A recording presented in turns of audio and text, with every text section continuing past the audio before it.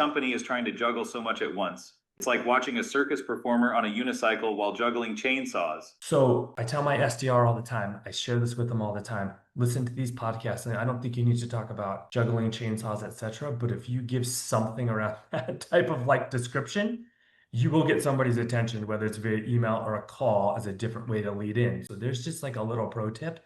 These podcasts that Keish and Jamal have put together, they're not just like these standard things. There's some kind of creativity that flows into them that you can use like to open doors potentially or start conversations, or a POV come with like a little soundbite.